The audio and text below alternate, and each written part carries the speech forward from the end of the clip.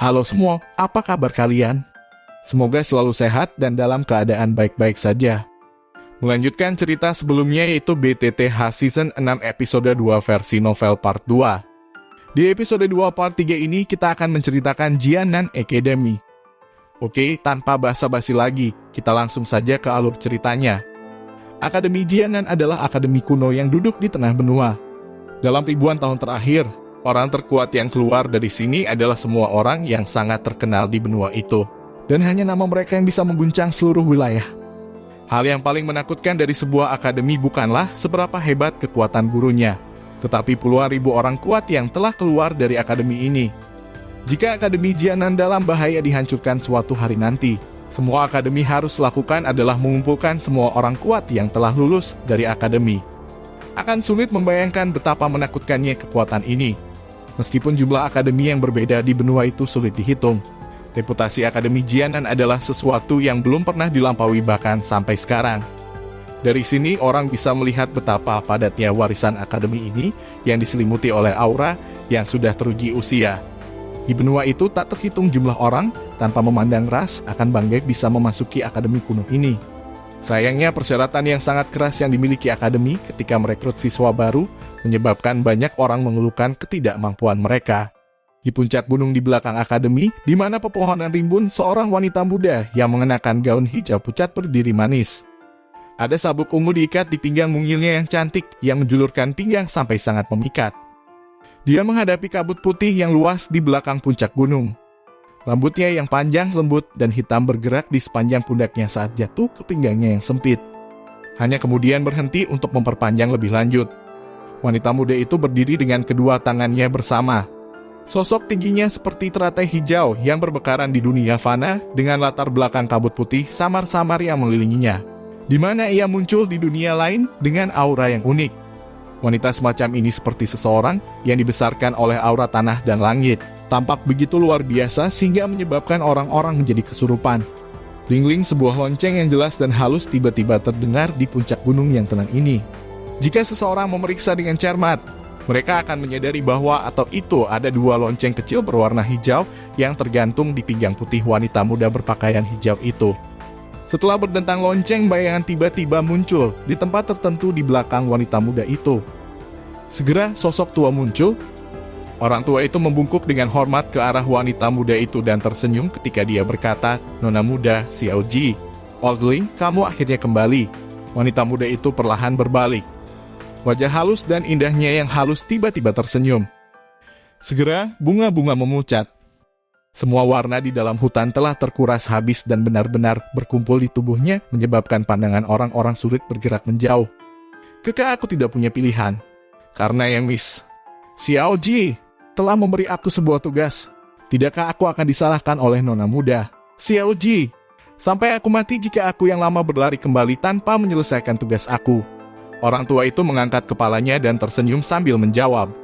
Wajah pria tua itu mengejutkan Ling Ying yang telah mengambil tindakan untuk membantu Xiao Yan melarikan diri dari Mystic Cloud Set. Wanita muda itu tersenyum dengan mulut tertutup.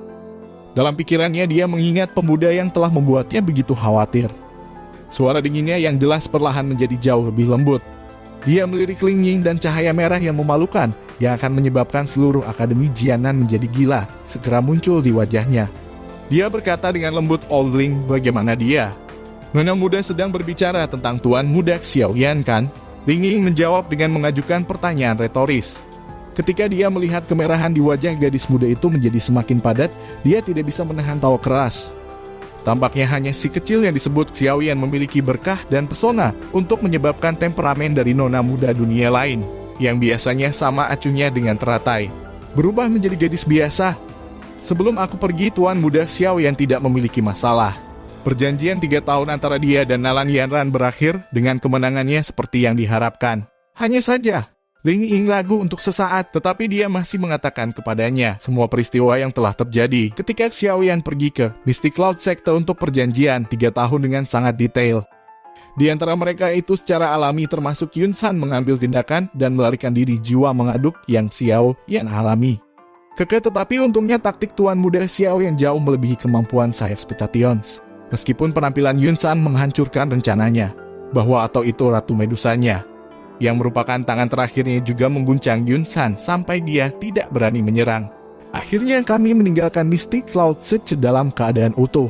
Ling Ying dengan cepat melengkapi. Queen Medusa. Xiaoyan GG cukup bagus. Dia sebenarnya bahkan mampu mengumpulkan orang kuat semacam ini. Yun-san seorang dosong yang kuat. Jari-jarinya yang halus menarik rambut hitamnya yang ditarik ke bawah di dahinya. Kejutan melintas di mata wanita muda itu. Segera, dia tertawa samar ketika dia dengan lembut berkata, "The Mystic Cloud tetap ditempelkan dan menyegel diri. Hanya menempel di dalam kekaisaran Jiama.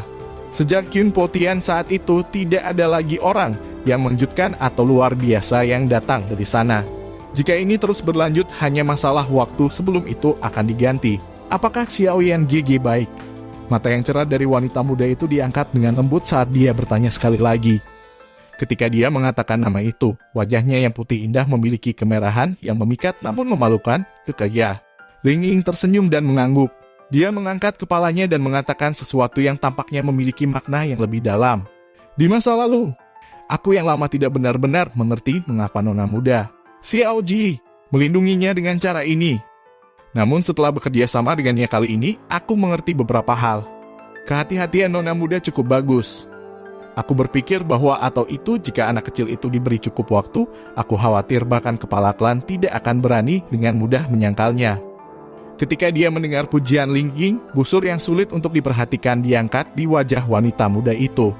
Dia tidak tahu berapa banyak pujian yang dia dengar. Namun setiap kali dia mendengar seseorang memuji Xiaoyan, hatinya tanpa sadar melompat seperti seorang gadis kecil. Namun kamu juga harus tahu bahwa atau itu ini di bawah prasyarat bahwa atau itu ia diberikan waktu yang cukup. Klan kami tersebar di seluruh benua. Mereka telah melihat cukup banyak orang yang sangat berbakat dan luar biasa. Sayangnya orang-orang yang akhirnya bisa dan benar-benar melangkah menuju puncak sangat sedikit yang dapat dihitung dengan mudah. Oleh karena itu orang-orang di klan hanya melihat pada saat ini dan tidak mau repot dengan apa yang bernilai potensial kamu. Ini karena hal-hal seperti itu berlalu cepat dan siapa yang tahu bagaimana keadaannya. Ya, Ling Ying sedikit mengangguk. Apa yang dikatakannya memang benar. Dunia ini tidak pernah kekurangan jenius. Oleh karena itu, Xiaoyan GG saat ini masih memiliki jalan panjang untuk berjalan. Wanita muda itu sedikit pendiam. Dia langsung tersenyum canggung sambil berkata pelan, "Namun, tidak ada cara berapa lama. Aku juga bersedia menunggu sampai dia menjadi orang kuat sejati di puncak." Ah, si kecil Xiaoyan itu.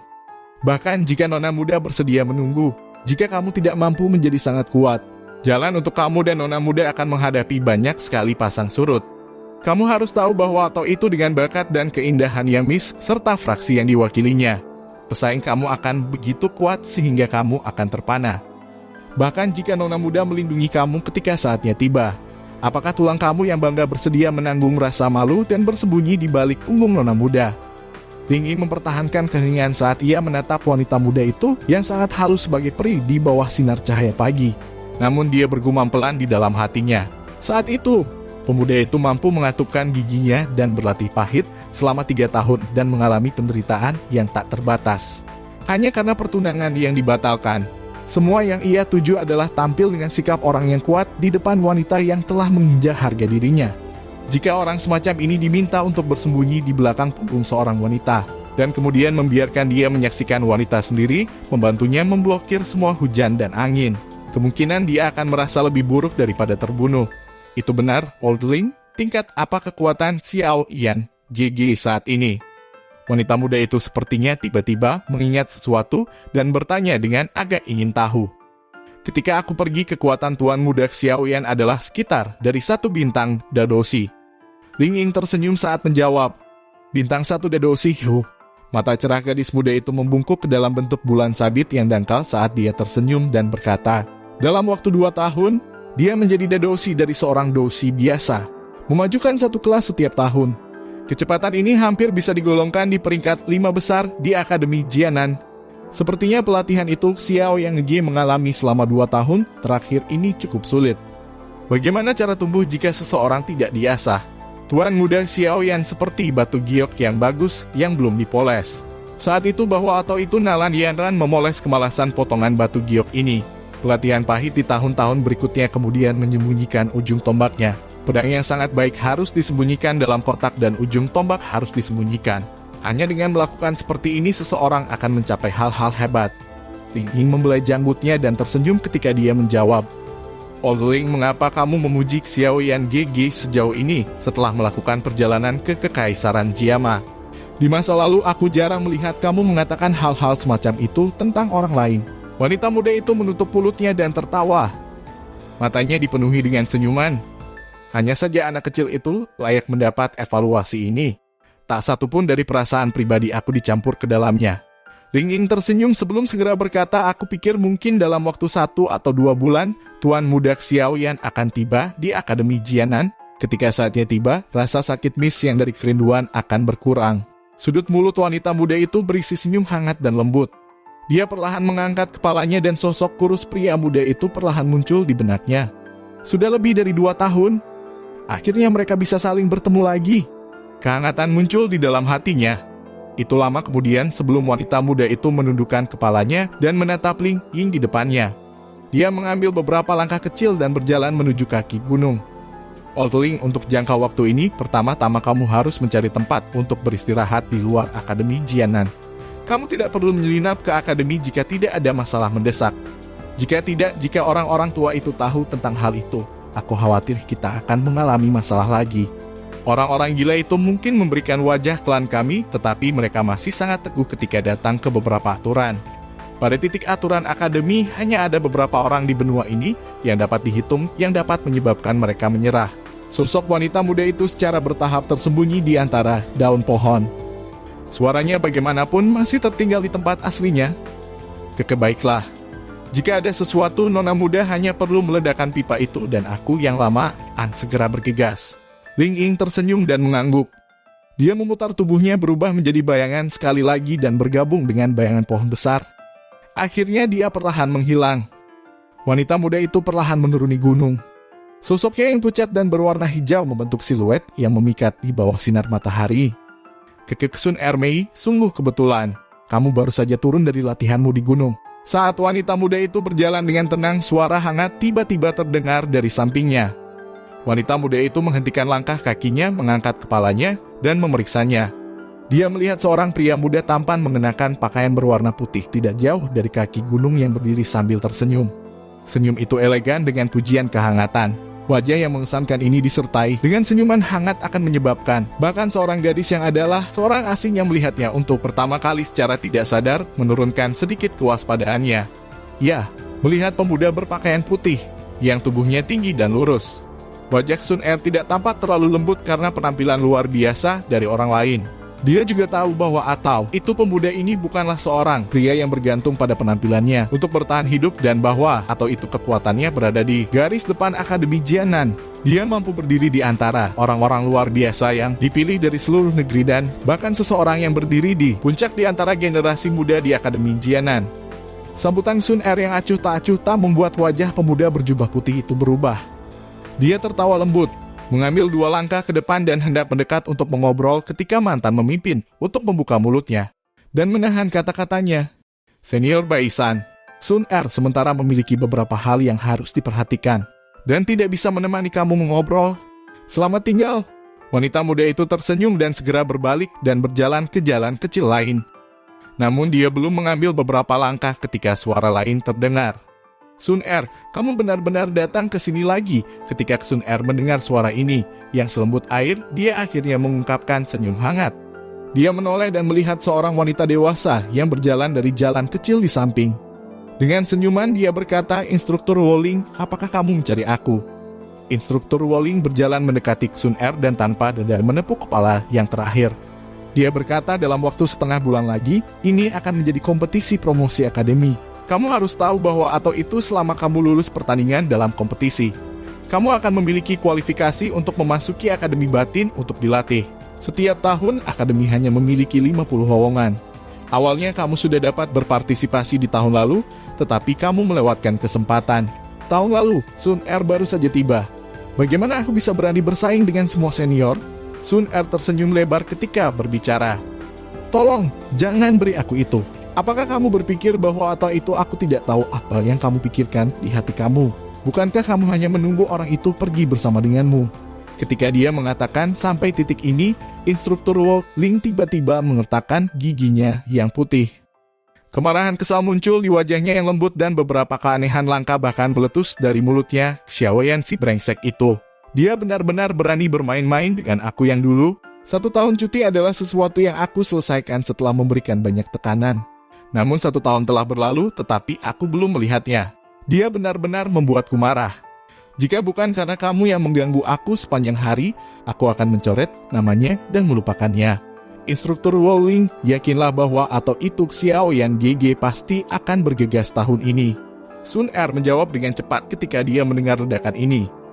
Apa gunanya meski dia berhasil datang? Dia absen untuk pelatihan di akademi selama 2 tahun. Jangan katakan padaku bahwa atau itu kecepatan latihannya di luar akan lebih cepat daripada metode latihan yang telah melalui semua jenis penilaian oleh berbagai pendahulu. Instruktur Wolling tanpa daya berkata jika dia ingin berhasil mendapatkan tempat, dia setidaknya harus mencapai kekuatan Dadoshi. Selain itu, ini hanya akan jika keberuntungannya bagus dan tidak bertemu monster tertentu di ronde awal.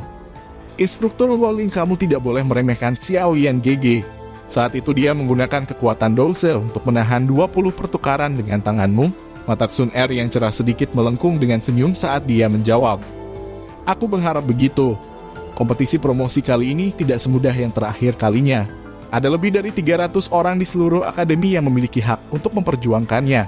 Jika dia ingin menerobos mereka, itu akan sangat sulit jika dia tidak memiliki beberapa keterampilan. Instruktur Wolling mengerutkan bibirnya dan berkata, dia masih menyimpan dendam terhadap penjahat ini yang sebenarnya berani tidak muncul sesuai kesepakatan.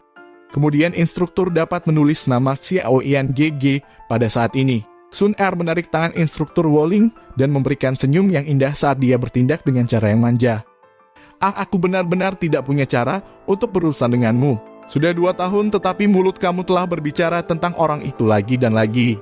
Ada cukup banyak laki-laki yang luar biasa di Akademi Jianan ini yang lebih menonjol darinya. Misalnya, sudut mata instruktur Wolling tiba-tiba melirik Bai San yang berdiri dengan senyum ke samping. Sun Er tersenyum, tetapi bertindak seolah-olah dia tidak mendengar apapun. Aku hanya tahu bahwa atau itu kamu akan mengabaikan aku. Instruktur Wolling tampaknya sadar akan efek ini saat dia menarik leluconnya. Dia dengan lembut berkata, ayo sudah waktunya untuk kelas pagi. Kembalilah dengan aku. Aku pikir kamu juga tidak mau terlibat dengan Bai San di sini kan? Sun Er tersenyum dan mengangguk. Dia menarik instruktur Wolling, dan mereka berdua tampaknya sedang mendiskusikan sesuatu dengan lembut satu sama lain saat mereka perlahan berjalan menuju sisi lain dari jalan kecil. Pemuda berjubah putih itu terus berdiri diam di sisi jalan kecil itu. Wajahnya tersenyum ketika dia menatap kedua orang yang telah berangsur-angsur menjadi jauh. Beberapa saat kemudian, senyum di wajahnya akhirnya memucat sedikit. Jari telunjuknya dengan sembarangan menjepit daun kuning layu yang jatuh dari pohon.